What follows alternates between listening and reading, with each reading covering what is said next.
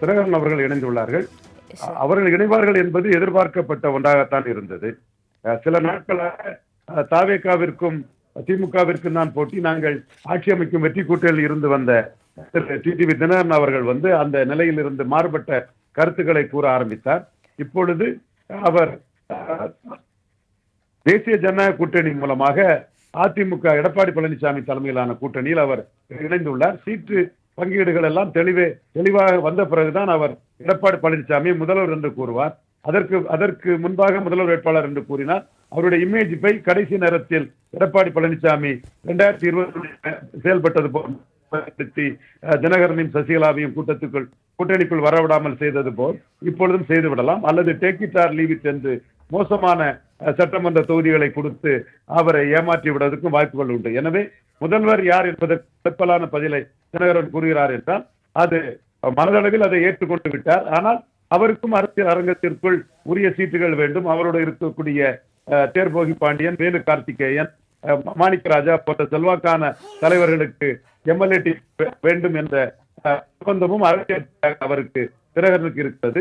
அதெல்லாம் உறுதி செய்யப்பட்ட பிறகுதான் எடப்பாடி பழனிசாமி அவர் முதல்வர் என்று தன்னுடைய பேட்டிகளில் கருதுகிறேன். எடப்பாடி பழனிசாமி பொறுத்தவரையில் பாஜகவில் அவருக்கு ஒரு நிர்பந்தம் வருகிறது. சசிகலா ஒரு ஸ்டேச்சர்ல இருந்தவங்க, முதல்வராக இருந்தவர், இரட்டை தலைமையில் ஒருத்தராக இருந்தவர், தினகரன் இவரும் ஒரு உயரிய இடத்தில் இருந்தவர். இந்த 3 பேர்ல ஒருத்தரை கூட நீங்க ஏற்றுக்கொள்ளவிட்டால் முக்குளத்தோர் சமூக வாக்குகள் ஒரு டெல்டா அப்பர் சோர்ஸ்ல சுத்தமாக வராது. ஒருவரையாவது ஏற்றுக்கொள்ள வேண்டும் என்ற ஒரு ஒப்பந்தம் பாஜக அமித்ஷா மூலமாக கொடுக்கப்பட்டதன் விளைவாக அவரும் தினகரனை ஏற்றுக்கொள்ள தயார் என்ற முடிவு கொண்டிருக்கிறார். இது மியூச்சுவல் பிசினஸ், பரஸ்பர நம்பிக்கை உண்டு. அந்த சூழ்நிலையில் இணைந்தாலும் தன்னுடைய அடிகளை அளந்து எடுத்து வைக்கிறார் டிடிவி தினகரன்.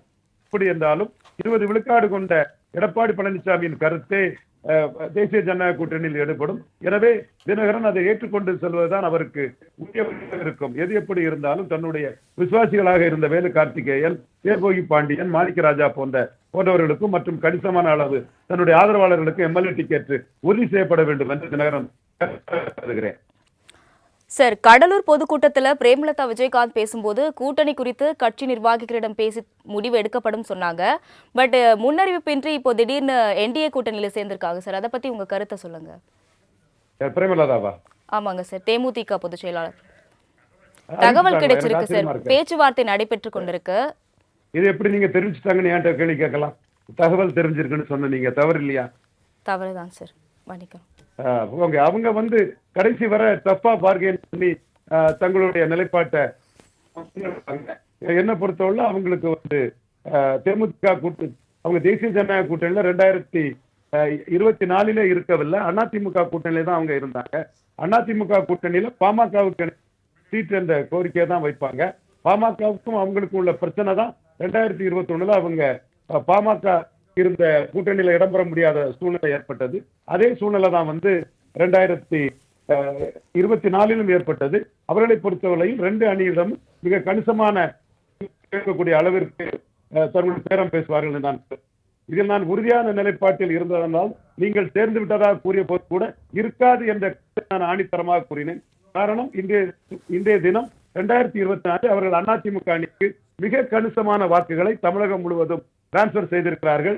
இன்றைய தினம் கூட நாம் டூரிஸ்ட் ஸ்பாட்டாக இருக்கக்கூடிய சென்னை கடற்கரையிலும் விஜயகாந்த் ஆலயம் என்று இருக்கக்கூடிய கோயம்பேடு விஜயகாந்த் ஆலயத்திலும் எங்கே மக்கள் அதிகம் வருகிறார் என்று பார்த்தால் விஜயகாந்த் அவர்கள் ஆலயத்திற்கு தான் அதிக மக்கள் ஒரு சூழ்நிலையை நாம் நேரே பார்க்கிறோம். எனவே அவர்கள் தங்களுடைய பலத்தை பெரிய அளவுக்கு இடம் கிடைக்கக்கூடிய அளவுக்கு அவர்கள் செயல்படுவார்கள். அவர்களுடைய முடிவு இன்னும் நாட்கள் ஆகும் என்றே நான் ஆணித்தரமாக கருதுகிறேன்.